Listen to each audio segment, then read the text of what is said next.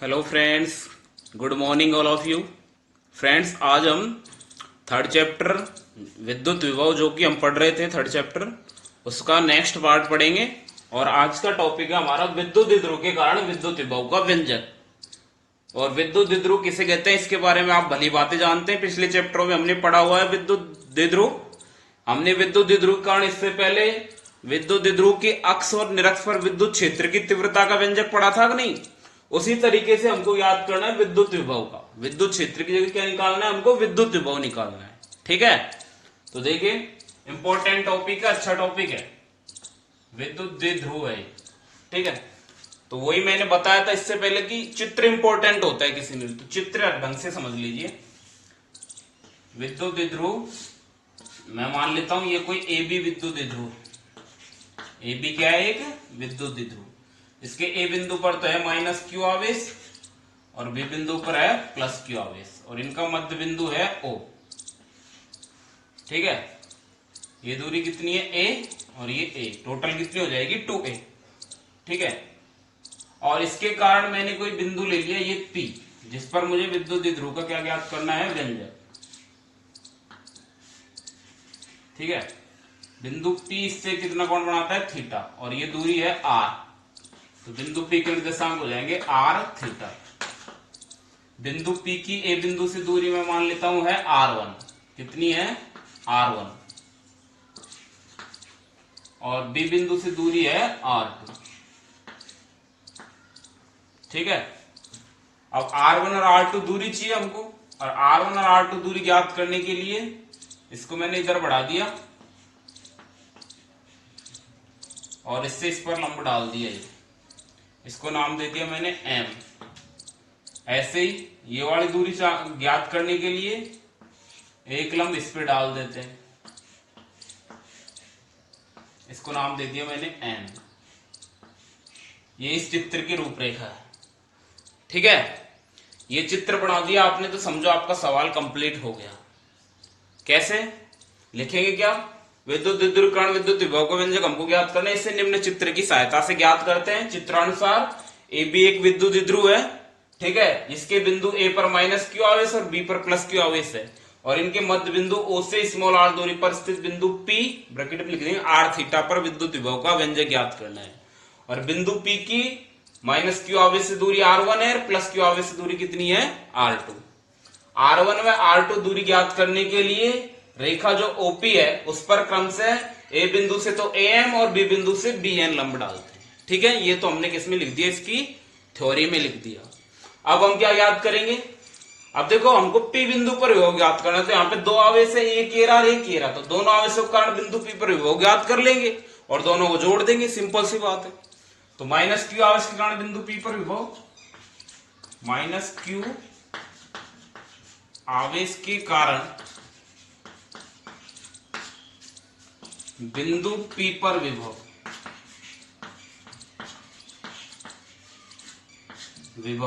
V1 बराबर, हमने इससे पहले बिंदु आवेश के कारण विभव पढ़ा था, और बिंदु आवेश के कारण विभव का सूत्र आया था हमारे पास KQ/R, यही आया था ना। तो यहाँ पे क्या आ जाएगा, V1 बराबर माइनस KQ, क्योंकि आवेश का मान माइनस का है ना, अपॉन दो, मध्य की दूरी कितनी है r1, तो r1 आ जाएगा, समीकरण नंबर 1। ये तो माइनस क्यू आवेश के कारण आ गया, ऐसे प्लस क्यू आवेश के कारण निकाल लो। प्लस क्यू आवेश के कारण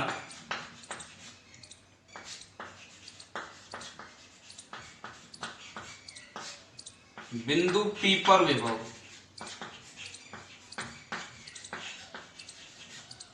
क्या आ जाएगा, V2 बराबर KQ/R2, इक्वेशन नंबर 2।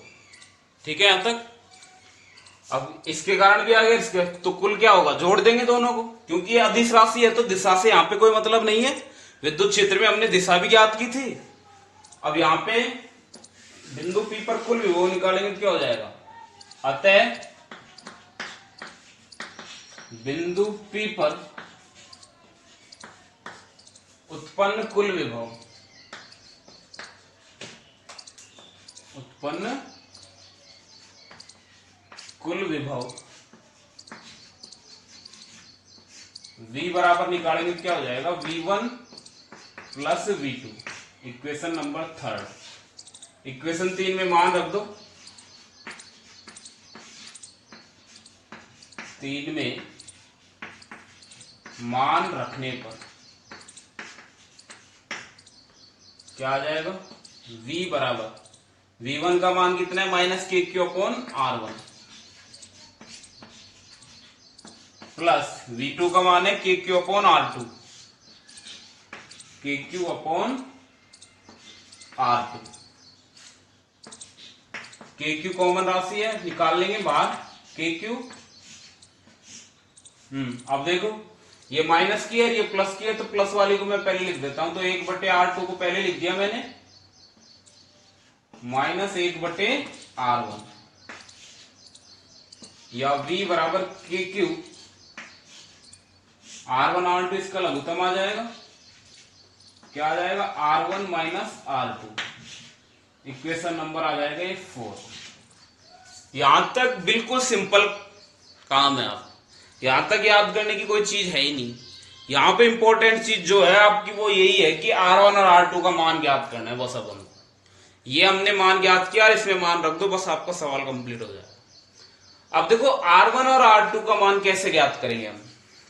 ये दूरी R1 है और ज्यामितीय रूप से R1 इसके बराबर हो जाएगी।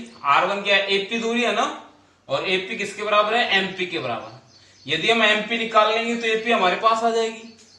उसी तरीके से R2 निकालने के लिए जो R2 का मान BP के बराबर है, और BP किसके बराबर हो जाएगा, PN के बराबर। यदि PN निकाल लेंगे तो PB आ जाएगी, R2 आ जाएगी। तो देखो सबसे पहले हम R1 निकालते हैं। तो इसके लिए हम क्या करेंगे, R1 निकालने के लिए पहले ये वाली दूरी निकालेंगे। तो ये यहां से यहां तक की दे रखी है OPR, तो OMO निकालेंगे। तो इसलिए त्रिभुज लेंगे हम AMO। ये लंब डाला था ना हमने, लंब के सामने की भुजा क्या होती है, कर्ण, और ये आधार। और आधार और कर्ण किस में आते हैं, लाल बट्टा कक्का से, साइन कोस टेन। आधार और कर्ण किस में आते हैं, कोस में। तो त्रिभुज AMO में चित्र से, अब चित्र से हम निकालेंगे त्रिभुज AMO में क्या आ जाएगा, कोस थीटा बराबर OM अपॉन A।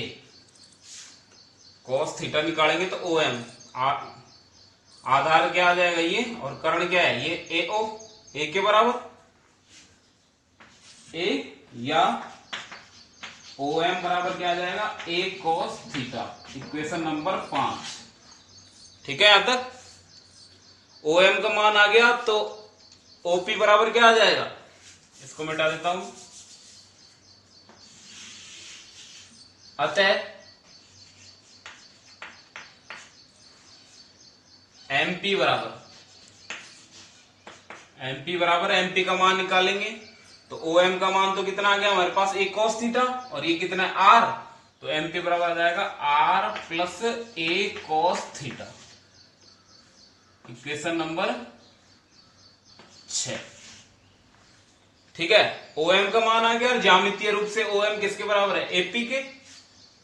आगे लिख दूंगा मैं, ज्यामितीय रूप से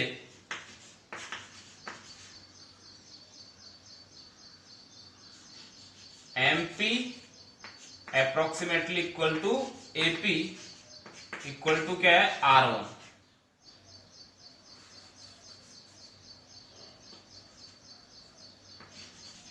R1 है तो क्या आ जाएगा, देखो MP AP के बराबर है, और AP का मान किसके बराबर है, R1 के बराबर। ये AP R1 के बराबर है, इसको मिटा देता हूं मैं नीचे से। तो क्या आ जाएगा, अतः है तो R1 बराबर, R1 का मान ये हो जाएगा R plus A cos theta. Equation number कौन सी आ गई है, इक्वेशन आ गई हमारे पास 7। कौन सी आ गई, इक्वेशन 7 आ गई। अब देखिए इक्वेशन 7 आ गई, ये R1 का आगे R2 का मान निकालना है। R2 का निकालेंगे तो वही वाला त्रिभुज ले लेंगे हम। ये तो लिया था हमने AMO, अब लेंगे BNO में। इसी प्रकार त्रिभुज बी एन ओ में वही cos थीटा बराबर ये लंब डाला है ना, तो लंब के सामने भुजा कर्ण और ये आधार, तो क्या आ जाएगा ओ एन बटे ओ बी का मान क्या है ए, ओ एन अपॉन ए, या ओ एन बराबर क्या आ जाएगा ए कॉस थीटा। इक्वेशन नंबर आ जाएगा ये आपके 7।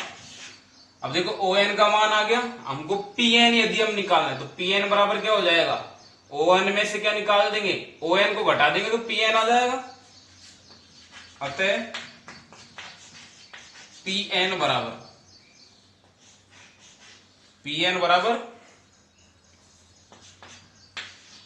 ओपी माइनस ओ एन, या पी एन बराबर ओपी का मान क्या है आर माइनस ओ एन का मान अभी हमने निकाला ए कॉस थीटा। इक्वेशन नंबर कौन सी आ जाएगी ये 8। ठीक है, पी एन का मान आ गया और पी एन किसके बराबर है पीबी के। आगे मैं इसको मिटा देता हूं।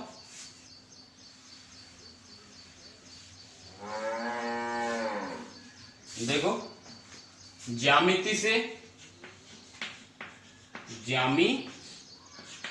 से जैसे उसमें लिखा था हमने एमपी बराबर एपी के, यहां क्या हो जाएगा NP approximately equal to BP बराबर क्या है R2 है, तो क्या हो जाएगा R2 बराबर R2 का मान क्या आ जाएगा R minus a cos theta. बस यही इसमें इंपॉर्टेंट राशि है, R1 और R2 का मान निकालना। R1 तो आ गया R plus a cos theta और R2 का मान आ गया आपके R minus a cos theta. Equation number दे दीजिए इसको 9। ठीक है, अब ये समीकरण जो 4 है इसमें R1 और R2 का मान रख दो बस, और इसको सॉल्व कर दो। आगे लिख दो इक्वेशन 4 में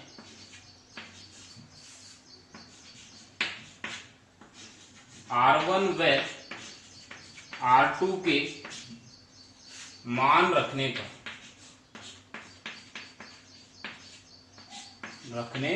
पर क्या आ जाएगा V बराबर के क्यू, ऐसे कैसे आ जाएगा,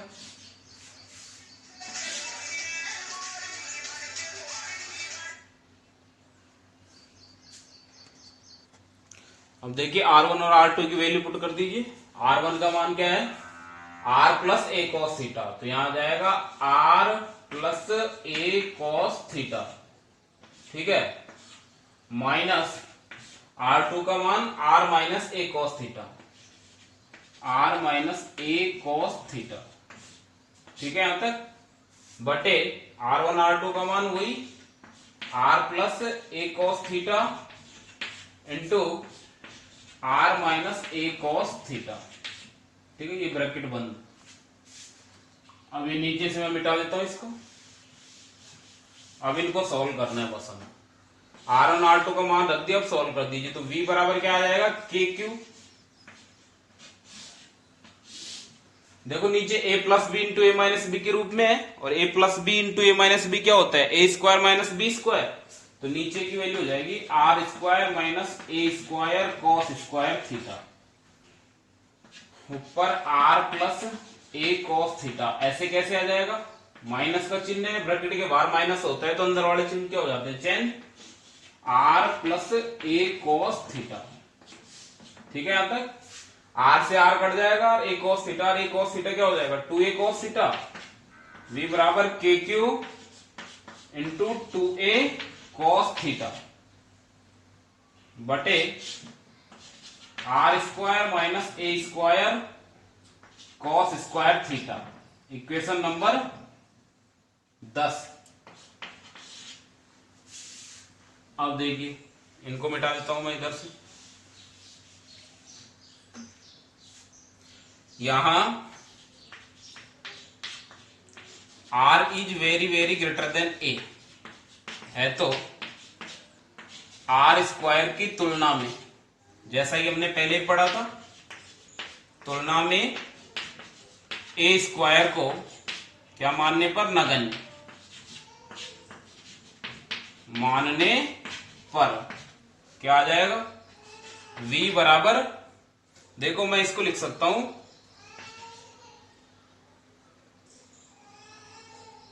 के ऐसे कैसे, q इंटू 2a को ब्रैकेट में लिख दिया cos थीटा बटे, अब देखो ए स्क्वायर को नगण्य मानेंगे तो क्या हो जाएगा, ये पूरा 0 हो जाएगा, किसी भी संख्या को 0 से गुणा करते हैं तो ये 0 हो जाएगा, तो केवल नीचे आ जाएगा आर स्क्वायर।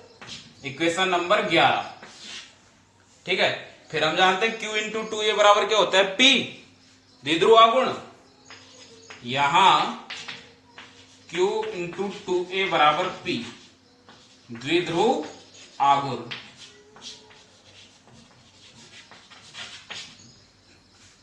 तो मान कहां लिख देते हैं, इधर लिख देते हैं, क्योंकि ये तो पढ़ ही लिया हमने। मिटा देता हूं, इसको मिटा दिया मैंने, ये मिटा दिया, ठीक है। अब देखो q इंटू 2a की जगह p लिख दो तो v बराबर क्या आ जाएगा, k p cos theta, k p cos theta upon R square, ठीक है।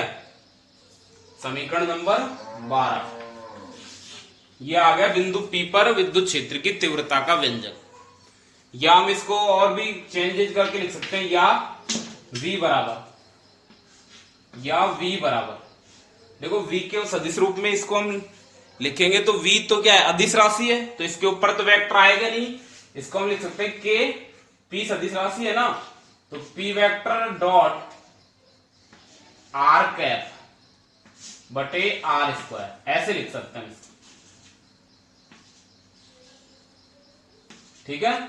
अब यदि हम ये डॉट हटाएंगे तो डॉट हटाने पर cos थीटा आ जाएगा इसके साथ साथ, या v बराबर, देखो कैप को भी हटाएंगे तो हम जानते हैं, चूंकि या इसको लिख सकते हैं के P vector dot are vector बटे आर क्यूब, ये भी लिख सकते हैं। समीकरण 13 ब्रैकेट में लिख दो, चूंकि आर कैप बराबर होता है आर वेक्टर अपॉन आर, तो ये लिखेंगे तो ये भी आ जाएगा। तो ये किसी बिंदु P पर विद्युत द्विध्रुव के कारण विद्युत विभव का व्यंजक आ गया। अब इसी के साथ ये जो समीकरण 12 है, इसके साथ हम अक्ष और निरक्ष पर भी हम ज्ञात कर लेंगे। यदि ये थीटा का मान 0 कर दें, ये कोण बनने वाला कोण क्या है, थीटा, थीटा का मान 0 होगा तो बिंदु P कहां जाएगा, अक्ष पर, और थीटा का मान 90 होगा तो कहां जाएगा, निरक्ष पर। तो ये दो स्थितियां भी हम साथ साथ ज्ञात कर लेंगे। स्थितियां ज्ञात करेंगे। नंबर 1, पहली स्थिति क्या है, जब थीटा बराबर, या हम कहें जब बिंदु P कहां हो, विद्युत द्विध्रुव की अक्ष पर स्थित हो। यहां लिख देंगे जब बिंदु P द्विध्रुव की अक्ष पर स्थित हो तो थीटा बराबर क्या होगा, 0 डिग्री है। तो इक्वेशन 12 से क्या आ जाएगा, इक्वेशन 12 से V बराबर के पी cos 0 बटे आर स्क्वायर। cos 0 की वैल्यू क्या होती है, 1, तो V अक्ष बराबर आ जाएगा k p upon R square. Equation number 14, ये कहां गया, अक्ष पर, विभव का व्यंजक कहां गया, अक्ष पर। अब हम निकाल लेंगे निरक्ष पर। दूसरी स्थिति, जब बिंदु P कहां हो, विद्युत द्विध्रुव की निरक्ष पर, तो इस स्थिति में थीटा बराबर क्या हो जाएगा, 90। जब थीटा बराबर 90 डिग्री है तो क्या हो जाएगा, इक्वेशन 12 से V बराबर के पी cos 90 बटे आर स्क्वायर, और हम जानते हैं cos 90 की वैल्यू क्या होती है, 0, तो पूरा ही वैल्यू क्या आ जाएगी, V निरक्ष, निरक्ष बराबर 0। मतलब जो विद्युत द्विध्रुव की निरक्ष है उस पर विभव का मान क्या होता है, 0, और अक्ष पर क्या होता है, केपी अपॉन आर स्क्वायर। तो हमने इस प्रकार विद्युत द्विध्रुवकाण विद्युत विभव का व्यंजक क्या कर लिया है, ज्ञात कर लिया है।